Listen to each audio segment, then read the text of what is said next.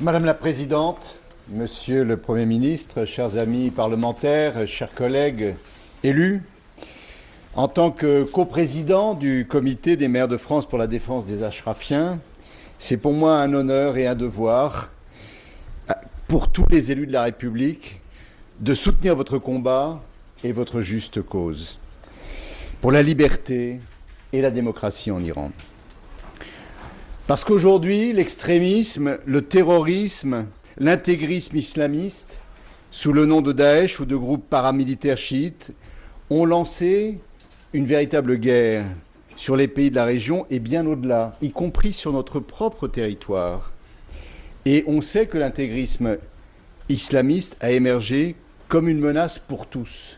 Et les dangers qui vous menacent sont aussi des dangers qui nous menacent. Voilà les raisons qui renforcent notre solidarité et nos combats communs. Et je crois que dans l'horreur, il n'y a pas de graduation. Nous confondons dans la même répulsion, dans la même condamnation, tous les fondamentalistes, toutes les barbaries, tous les terroristes, qu'ils soient chiites ou sunnistes. Nous ne faisons pas de différence. Tous ces barbaries, tous ces extrémistes veulent imposer leur doctrine par la force et par les armes. Et de la même façon, quand on voit les images terribles de pendaisons, de lapidations, la barbarie de Daesh avec les décapitations ou les islamistes qui ont tué les journalistes ici en France, tout ceci témoigne de la même horreur. Et nous sommes dans un monde globalisé. Nous sommes de plus en plus les uns près des autres. Nous partageons les mêmes émotions, les mêmes images, l'information circule. Le peuple européen doit donc savoir ce que tous nos frères, sœurs, parents, tous vos amis qui sont encore en train de vivre ces drames aujourd'hui en Iran subissent. Nous sommes tous pleinement d'accord avec vous, Madame la Présidente. Le régime des mollahs ne peut pas faire partie de la solution à la crise actuelle dans la région. Ce n'est pas une solution, c'est au contraire un problème, c'est le cœur du problème de cette région.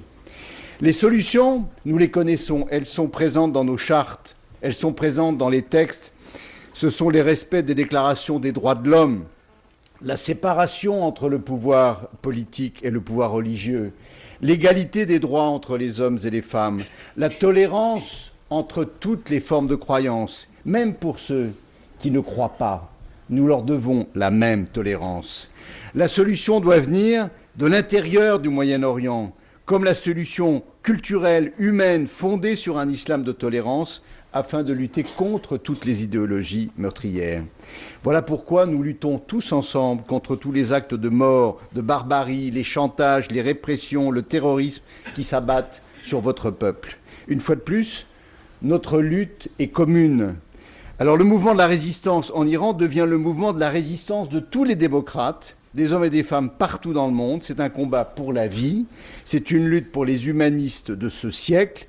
Ce qui se passe dans votre pays est une tragédie, mais c'est maintenant le moment du courage, de l'unité, de l'intelligence. La résistance que vous construisez depuis 30 ans, c'est une résistance mondiale que nous mettrons en place avec vous, grâce à vous, pour vous, mais aussi pour nous tous. C'est dans cet état d'esprit que les 14 000 maires et élus que nous représentons, nous sommes de vos côtés, Madame la Présidente Radjavi, parce que vous représentez un islam démocratique, tolérant, nécessaire à notre monde d'aujourd'hui. Vous êtes porteur d'un même message, la paix pour le monde, la paix pour le Moyen-Orient enflammé et désormais en partie consumé. Nous sommes fiers de vous accompagner dans ce long parcours vers un état de droit dans votre pays, l'Iran, parce que votre combat est aussi notre combat. Merci.